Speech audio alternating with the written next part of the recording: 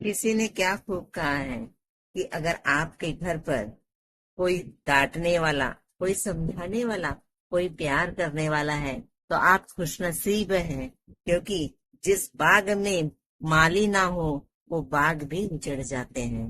Hello दोस्तों, मैं चंचल आज एक छोटी सी स्टोरी के साथ। आज की स्टोरी है एक छोटे से बच्चे की जिसने अपने पिताजी को पूछा कि जिंदगी में खुश रहने का सीक्रेट क्या है, एनी सीक्रेट ऑफ हैप्पीनेस। तो उसके पिताजी ने बोला कि बेटा, तूने इतने कम उम्र में इतना बड़ा सवाल मुझसे पूछ लिया, इसका जवाब शायद ही मैं तुझे दे पाऊं। तो उन्होंने बोला कि बेटा, यहाँ से वो पहाड़ी देख रहा है तो उसके चोटी पर एक बहुत बड़ा महल बना है। वहां पर सब दुनिया का सबसे बुद्धिमान इंसान वहां पे रहता है। इस सवाल का जवाब तुम्हें वो जरूर दे देंगे। तो बच्चे ने बोला कि पिताजी, मुझे वहां जाना है। पिताजी ने कहा कि बेटा, वहां का रास्ता बहुत कठिनाई भरा है, क्या तुम जा पाओगे? तो बच्चे ने बोला, हाँ पिताजी, मैं जाऊंगा। वह घर से निकल गया अपनी मंजिल पाने के लिए, और 2-3 दिन होने के बाद वो उस रास्ते पर पहुंच ही गया, यानी वो पहाड़ी की चोटी पर पहुंच गया महल के सामने। महल के सामने पहुंचते ही वहां का नजारा देख के वो भूल ही गया कि वो किस लिए आया था करके। इतना सुनहरा महल और इतना सुंदर ब्यूटीफुल महल उसने आज तक नहीं देखा था। तो अचानक से उसको याद आता है, मैं तो जवाब लेने आया था अपने क्वेश्चन का, तो मैं ये लेकर ही जाऊंगा। इसलिए वो महल के अंदर जाता है। वहां का नजारा देख के वो इतना खुश हो जाता है कि यहाँ जो राजा रहता होगा वो कितना खुश नसीब होगा कि उसे तो किसी चीज का भी दुख नहीं होगा। इतना सुंदर उसने महल बना के रखा है। वो अंदर जाता है और किसी से पूछता है कि इस महल के राजा कहाँ हैं, जो सबसे दुनिया में बुद्धिमान इंसान है। तो वहां का सेवक था, उसने बोला कि यहाँ से सीधा जाइए, वो आगे में जो बड़ा सा कमरा दिख रहा है वहां पे आपके जैसे बहुत सारे लोग आए हैं अपने क्वेश्चन का आंसर लेने के लिए, तो तुम भी चले जाओ। तो बच्चा उस रास्ते से चले गया उस कमरे की तरफ, और कमरे में जाकर देखता है तो क्या, तो इतने सारे लोग, बहुत सारे व्यापारी लोग वहां पे आए थे। ज्यादातर व्यापारी लोग वहां पर आए हुए थे, और मेज पर इतनी सारी टेबलें लगी हुई थी कि खाने के एक से एक पकवान वहां पर उपलब्ध थे। वहां का नजारा देख के बच्चा इतना खुश हो गया कि वाह, इतने सारे लोग और इतना सारा खाना, इतने सारी खूबसूरती, इतने सारा सुनहरा अवसर, इतना सुंदर महल है ये करके वो राजा का वेट करने लगा, क्योंकि वहां पर बहुत सारे लोग थे अपने क्वेश्चन का आंसर लेने के लिए। 2-3 घंटे बीत जाते हैं।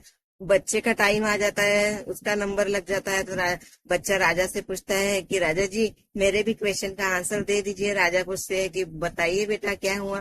तो बोलता है कि इस दुनिया में खुश रहने का सीक्रेट क्या है, यानी सीक्रेट ऑफ हैप्पीनेस क्या है?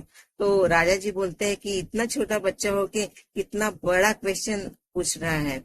जी उस बच्चे के बारे में सारी जानकारी हासिल कर लेते हैं, इंफॉर्मेशन पता करवा लेते हैं, और उस बच्चे से बोलते हैं कि बेटा, तू इतने दूर से आया है मुझसे मिलने, तो एक बार मैं जहाँ रहता हूँ तो मेरा महल भी तुम देख लो।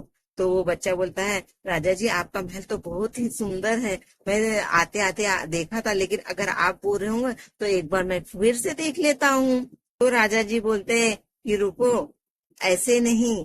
तो बच्चा बोलते, क्यों? राजा ने उसके हाथ में एक चम्मच दिया और उसमें तेल की 2 बूंदे डालकर उनसे कहा, उस बच्चे से कहा कि बेटा, तुम्हें पूरा महल घूम के आना है, पर इस चम्मच की 2 बूंदे तेल के नीचे नहीं गिरनी चाहिए, ठीक है? तो बच्चा बोलता है ठीक है। वो निकल जाता है और 2-2.5 घंटे बाद वापस आता है और बोलता है कि मैं आपका महल देख के आ चुका हूँ, और इस सब चम्मच की 2 बूंदे तेल की वो भी नीचे नहीं गिरी है। तो राजा जी बोलते कि बेटा, तुमने मेरे महल का वो बगीचा देखा जिसमें हमने 10 सालों की मेहनत के बाद इतना बड़ा बगीचा तैयार किया हुआ है। इतनी सारी फूलों की प्रजातियां उस बगीचे में है, और आते आते तुमने उस लाइब्रेरी को देखा क्या? वहां पे इतनी सारी किताबें हैं कि वहां पे अगर कोई पढ़ने बैठ जाए तो उसका ज्ञान यूं ही बढ़ जाए। इतना सुंदर वो लाइब्रेरी है। यारों में इतने शानदार पोस्टर वहां लगे हुए हैं कि देखने वाला देखते ही रह जाए। तो बच्चा बोलता है कि मुझे माफ करिए राजा साहब, मैंने ये तेल की कुछ बूंदे बचाने के लिए मैंने इस महल का नजारा, खूबसूरत नजारा मैंने देखा ही नहीं। तो राजा बोलता है कि बेटा मैंने तो तुम्हें महल देखने के लिए भेजा था, पर तुमने तो महल देखा है नहीं, जाओ फिर से जाओ और देख के आ जाओ। वापस जाता है और महल उससे तो पहले ही इतना सुंदर और शानदार लगता है, तो वो इतने खूबसूरती से बगीचा घूमता है, पूरा एंजॉय करता है। आते समय लाइब्रेरी भी देखता है, कुछ किताबें भी पढ़ता है, और वो आते समय वो पेंटिंग्स भी देखता है, सब महल की सारी चीजें देखता है। और वो बच्चा फिर से 2.5-3 घंटे बाद वापस आता है राजा जी के पास। तो राजा जी बोलते हैं कि देख लिया मेरा महल? तो बच्चा बोलता है हाँ मैंने देख लिया। तो राजा बोलता है बेटा इस चम्मच की तेल की बूंदे कहाँ गई?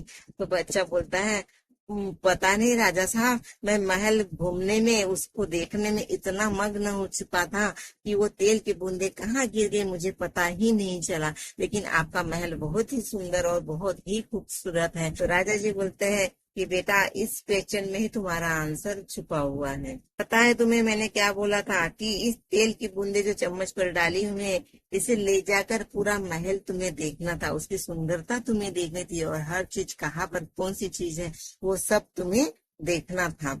लेकिन बेटा तुम जब पहली बार गए तो तुमने तेल की ये बूंदे नहीं गिरनी चाहिए करके इस महल को नहीं देखा था। तुम्हें दूसरी बार भेजा तो तुमने दूसरी बार पूरा महल देखा, उसकी सुंदरता देखी, हर जगह की हर वस्तु देखी, लेकिन इस तेल की बूंदों को तुमने भूल गए और कहीं तो भी गिरा कर आ गए। लेकिन ये दोनों चीजें मैंने एक साथ करने के लिए कहा था। यही बेसिक सीक्रेट है खुश रहने का इस जीवन में, पता है तुम्हें? क्योंकि हम अपने बेसिक ही भूल जाते हैं इस जीवन में, हमारे रूट्स ही हम भूल जाते हैं जब हम ऊंचाइयों पे चढ़ते हैं। इसी वजह से हम अपनी खुशी को भूल जाते हैं, हमारी खुशी हमसे छीन जाती है।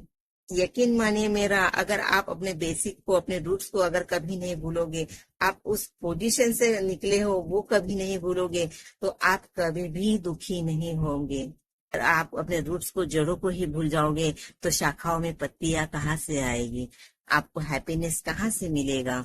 इस स्टोरी के द्वारा मैं चंचल आज आपको सिर्फ एक ही बात बताना चाहती थी कि आप कितनी भी ऊंचाइयां प्राप्त कर ले, कितनी भी बड़ी पोजीशन में आप पहुंच जाइए, यानी अपने बेसिक से, अपने रूट से जुड़े रहिए और आप खुश रहिए। तो इसलिए अपनों के लिए कुछ तो करना होगा ऐसा, कोई तो करना चाहे आपके जैसा। तो फिर मिलते हैं नेक्स्ट वीडियो के साथ, तब तक के लिए bye bye. Thank you for watching.